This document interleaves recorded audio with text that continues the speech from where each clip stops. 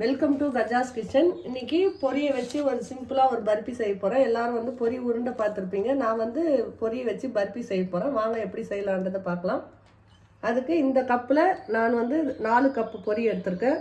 பொரி வந்து நல்லா மொறுமொறுன்னு இருக்கணுங்க. இங்கே பாருங்கள், இப்படி அழுத்தினா இப்படி வந்து சவுண்ட் வரணும். கொஞ்சம் நமுத்த மாதிரி இருந்துச்சுன்னா வானலில் போட்டு நீங்கள் கொஞ்சம் வறுத்து எடுத்துங்க.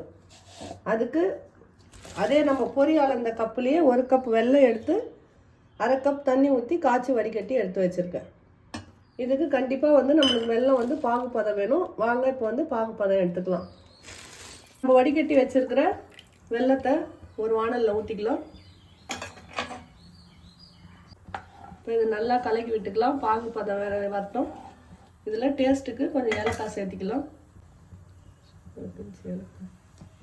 இப்போ இது நம்ம நல்லா கலக்கி விட்டுக்கலாம். பாகுப்பதம் வரட்டும். பாகுப்பதம் எப்படி எடுக்கிறதுன்றதை நான் சொல்கிறேன். வெல்லம் கொதிக்கிட்டோம். அதுக்கெல்லாம் நம்ம ஒரு ட்ரேயில் ஒரு நெய் தடவி வச்சுக்கலாம். ஏன்னா பாகுப்பதம் வந்த உடனே நம்ம வந்து பொரியை கொட்டி உடனே டக்குன்னு நம்ம வந்து இது பண்ணணும். இல்லைன்னா பதம் வந்து அடுத்த ஸ்டேஜுக்கு போயிடும். இப்போ இது பாருங்கள், வெல்லம் நம்மளுக்கு கொஞ்சம் இறுகிடுச்சு. இப்போ பாகுப்பதம் எப்படின்னா, ஒரு கப்பில் தண்ணி எடுத்துக்கலாம். இப்போ இந்த வெல்லத்தை இதை உள்ளே விடுங்க. இங்கே பாருங்கள், இப்போ நம்மளுக்கு வந்து நல்லா இன்னும் கொஞ்சம் ஒரு அடுத்த ஸ்டேஜுக்கு வரணும். இன்னும் கொஞ்சம் ஒரு பதம் வரணும். இப்படி நம்ம எடுத்தோம்னா நம்மளுக்கு வெல்லம் வந்து கரெக்டாக வரணும்.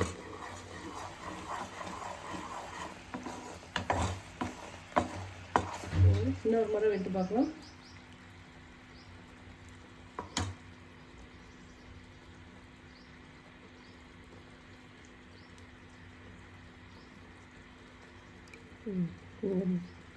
இப்போ நம்மளுக்கு பதம் கரெக்டாக வந்துடுச்சு. இது வந்து தக்காளி பதம்னு சொல்லுவாங்க. நாங்கள் இப்படி போட்டோம்னா இப்படி வந்துடும். இப்போ ஆஃப் பண்ணிடலாம்.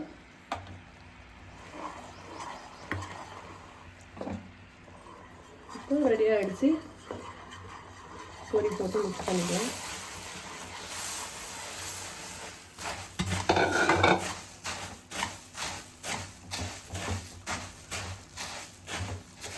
ஆக்சுவலாக இது வந்து பொரி உருண்டை மாதிரி தான். நான் வந்து உருண்டையாக செய்யலை, பர்பி ஷேப்பில் கட் பண்ணுறதுனால நான் வந்து பொரி பர்பின்னு பேர் வச்சுருக்கேன். உங்களுக்கு உருண்டை வேணும்னாலும் உருண்டை பிடிச்சிக்கோங்க.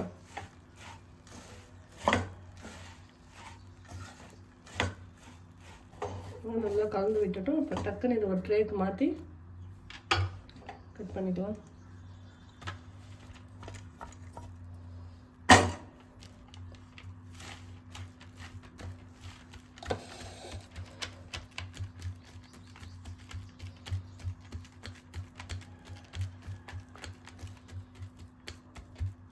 கை சூடாக இருக்கும். இது ஒரு கப்பில் கொஞ்சம் லைட்டாக இந்த மாதிரி நெய் தடவி நீங்கள் இப்படி பண்ணி விட்டிங்கன்னா நல்லா ஈவனாக ஸ்ப்ரெட் ஆகிடும்.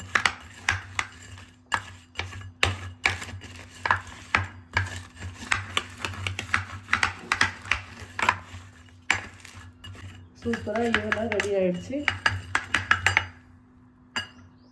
ஒரு 2 நிமிஷம் ஆகட்டும், நம்ம கட் பண்ணிக்கலாம். இதை கட் பண்ணிக்கலாம்.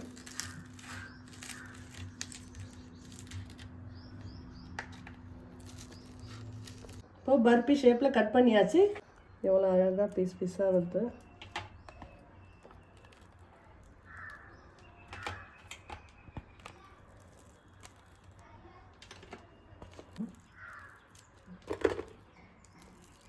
இது நான் வந்து கொஞ்சம் சூடாகவே வந்து கட் பண்ணியிருக்கேன்.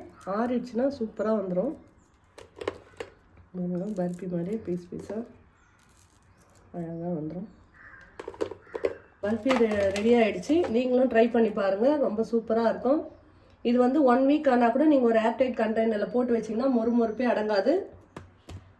ட்ரை பண்ணி பார்த்துட்டு எப்படி இருக்குன்னு கமெண்டில் சொல்லுங்கள். இந்த வீடியோ பிடிச்சிருந்தா லைக் பண்ணுங்கள், ஷேர் பண்ணுங்கள், கமெண்ட் பண்ணுங்கள். மறக்காமல் சப்ஸ்கிரைப் பண்ணுங்கள். தேங்க்யூ.